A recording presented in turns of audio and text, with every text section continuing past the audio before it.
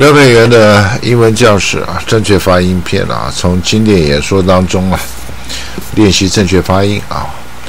这篇非常有名，麦克阿瑟啊，告别演说，老兵不死啊，只有凋零，在西点军校啊，因为它比较长啊，所以有分上下。这边只念啊，我们重点在发音。如果你对意思不了解，你就去看我另外一个频道经典演说篇啊，里面有我这个把意思说出来这边只是念啊，一个句子一个颜色，这样比较好区隔啊。然后绿色字是动词啊，主句的动词啊，子句动词不算啊，这样比较清楚啊，比较重点，因为动词是句子的灵魂。Farewell address to Congress delivered 19th April 1951. Mr. President, Mr. Speaker, Mr. Distinguished Members of the Congress, I stand on this rostrum with a sense of deep humility and great pride. Humility in the wake of those great American architects of our history who have stood here before me. Pride in reflection that this foreign or legislative debate represents human liberty in the purest form yet devised. Here the center of the hopes and aspirations and faith of the entire human race. I do not stand here as advocate for any partisan cause, for the issues are fundamental and reach quite beyond the realm of partisan consideration. They must be resolved on the highest plane of national interest if our cause is to prove sound and our future protected. I trust, therefore, that you will do me the justice of receiving the words I have to say and solely expressing the considered viewpoint of fellow American. I address you with neither rancor nor bitterness in the fading twilight of life, with but one purpose in mind, to serve my country. The issues are global and so interlocked to consider the problems of one sector, oblivious to those of another, is but to court disaster for the whole.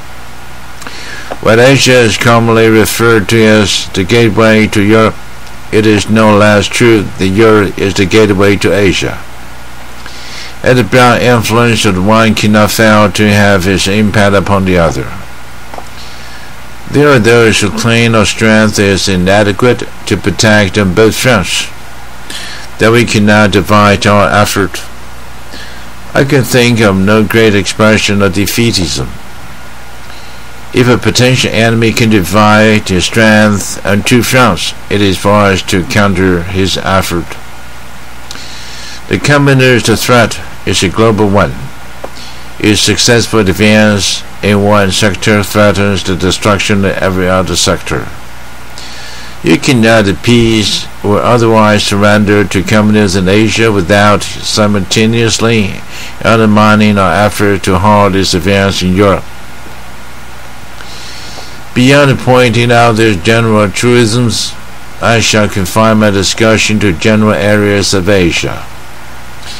Before one may objectively assess the situation now existing there, he must comprehend something of Asia's past and the revolutionary changes which have marked a course up to the present.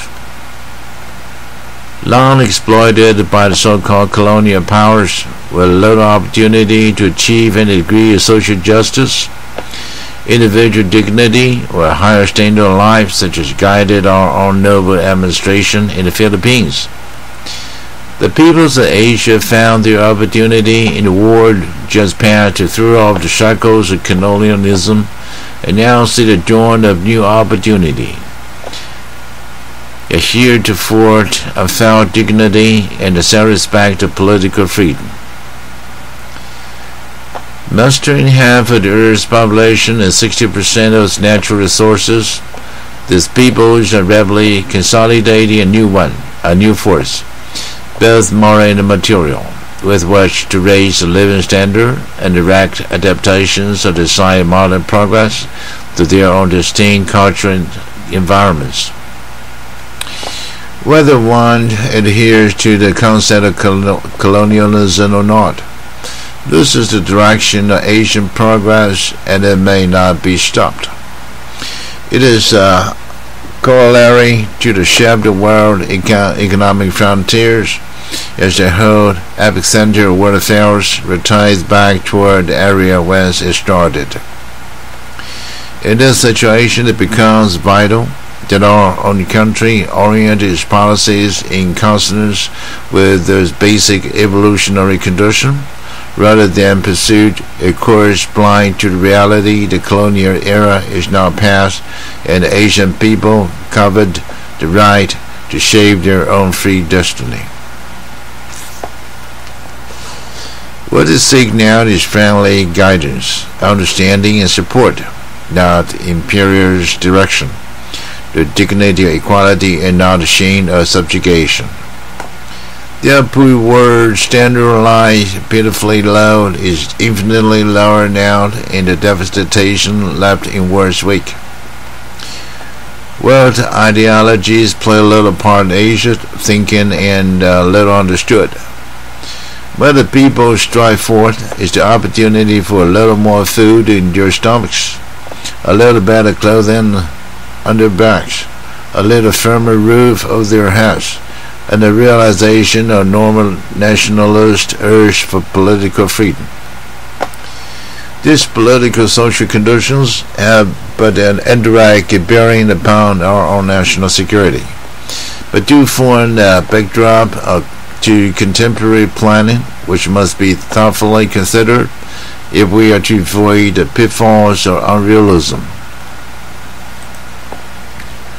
A more direct and immediate bearing upon our national security are the changes wrought in the strategic potential of the Pacific Ocean in the course of past war.